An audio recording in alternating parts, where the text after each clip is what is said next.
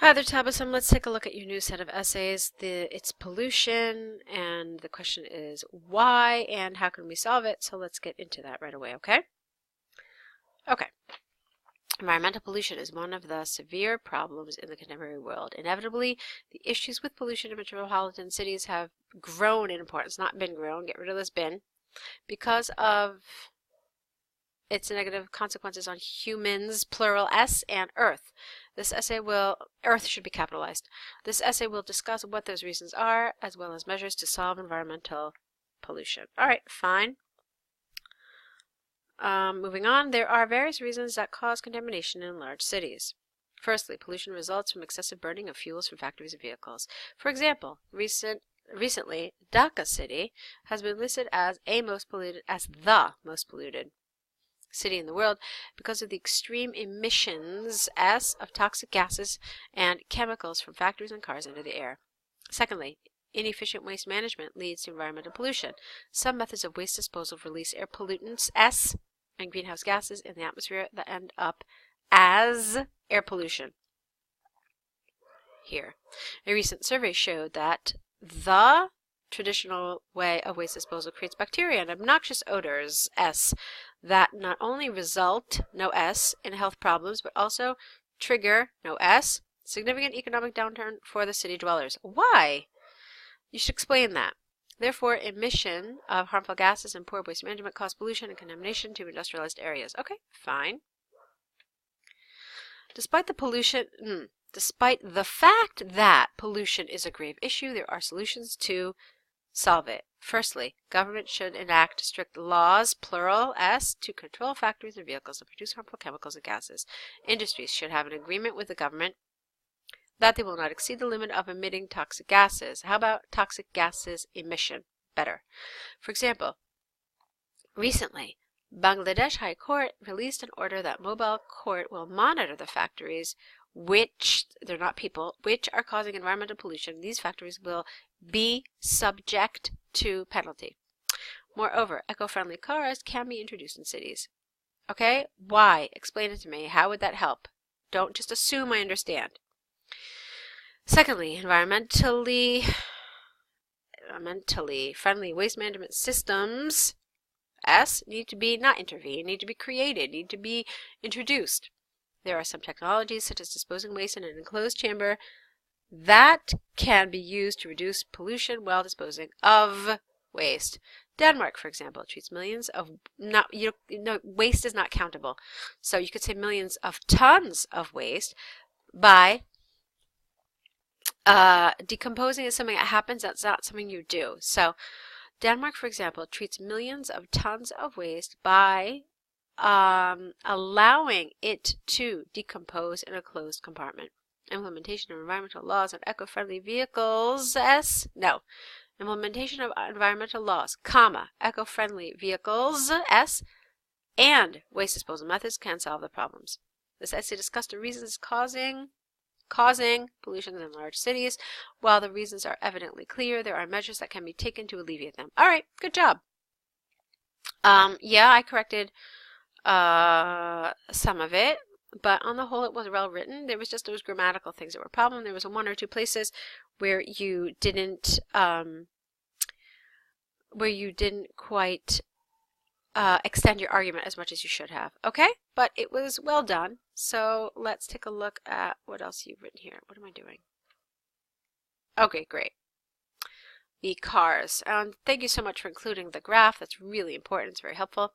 So the bar chart illustrates car sales of Ford, Audi, and BMW in 9 European countries in 2018. Overall, Ford's sale. Really? Ford? Is that what you saw? Okay. Ford's sales were highest among brands in both countries. Audi's sales were average, and BMW were the lowest selling. All right, let's talk about this a little bit. I don't know why you thought that, because take a look at this bar chart. Let's look at BMW. BMW is the blue, okay? So BMW, how many times is it over 100? 1, 2, 3, 4, and here it's just at 100. So about 5, okay? Take a look at Ford. This is just about 100, 2, 3, 4. So BMW, I always assumed by looking at this, was sold more than Ford did. You're now causing me to think, but I'm still pretty certain that BMW sold more. One thing that is clear is that Audi sold the least. Okay, so that's pretty clear. Since there is some debate about this, and we would have to really sit and count up all the little bars to determine whether, in fact, Ford sold more than BMW, let me make a recommendation to you for your overview. The clearest overview, as far as I'm concerned here, is the fact that Hungary sold the most cars and Belgium sold the least. So that's probably what I would have written in my overview. Okay? Okay, so in Hungary, BMW was sold more, no, not was sold. So BMW sold more than 100,000 cars. Audi was traded more than 250,000. I don't know about this passive voice here. It just sounds really strange. So in Hungary, BMW sold more than 100,000 cars. Audi traded more than 250,000. And Ford sold, I see what you're doing. All right, you misinterpreted this. So what's happening is that this is the total.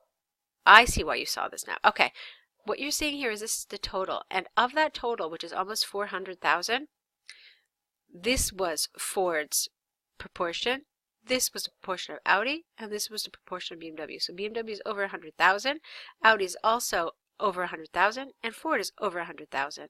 So here it's even clearer. In the UK, for example, Ford and Audi sold just under 100,000, and Audi sold maybe 10,000. So do you understand how these stacked bar charts work? The important thing here is the total that was sold by each country, and then within that total they tell you which car manufacturers contributed to that total and how they contributed. So that's how to read this stacked chart, okay? So here you've misinterpreted it by saying that Ford sold 390. It did not. It sold maybe about 150,000, okay? Okay, so in Belgium, so I don't want to correct your figures. I can see that you've misinterpreted the graph, so let's just correct it for other areas instead. In contrast, in Belgium, BMW and Audi's sales were negligible. That is correct, good. And Ford was sold below 100,000. Okay. Here's what I wanted here. I wanted you to tell me why you focused on Hungary and Audi. So what's missing for me here is that Hungary sold the most of the 3 car brands, and then Belgium sold the least, and then you can get into these details. Okay, in France, BMW was traded more than 100,000 times, okay, or not even 100,000 times. Just in France, BMW traded more than 100,000 cars. Audi sold more than 200,000, and Ford sold slightly more than 300,000. Okay, again, we talked about the data. I'm not going to mention it. In Germany, Audi had the highest sales, which were more than 200,000, contrary to Audi sales in Holland, where Ford was sold more than 200,000. Okay, in the UK, BMW was traded less than 100. Now, again, 100,000 what? 100,000 times. So you can't use this expression. It has to be BMW traded less than 100,000 cars. And I don't even like the word traded, because that implies that you give me a BMW and I give you a Mercedes. Okay? So you can't use this word traded. It's sales. Okay? Somebody gave money and they came out of the store with a car. Okay? Well, not the store, a dealer. So that's another problem here, this word trade. And I understand that you're trying to change your vocabulary around a little bit, and that's important to do, but you have to do it a little more successfully and accurately. You could have just used different variations of the word sales, sell, sold, sales, which we saw a lot of, and I'm sure we could probably think of a couple of other things as well. Okay, and then again, this passive voice, I'm not a big fan of it either. All right, both Italy and Poland. Oh wait, I missed a sentence. In the UK, BMW sold less than 100,000 cars, whereas in Ireland, BMW was sold more than one. Again, both Italy and Poland sold BMWs less than 100,000. However, in Poland, whereas, all right, you know what? I'm finding this really hard to follow.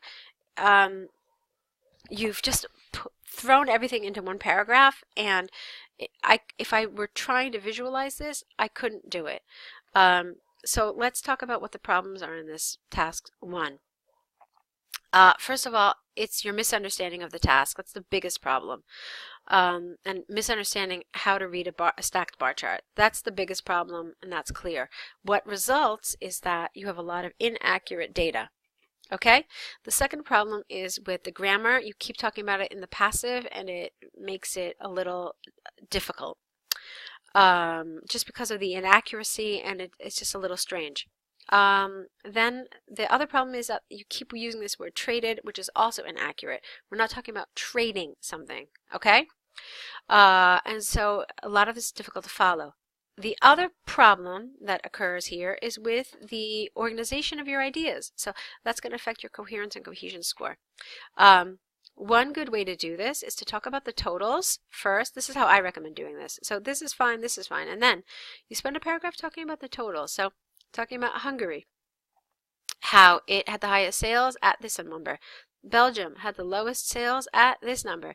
And then you talk about the ones you kind of, okay, and then you could talk about France, which was the second highest.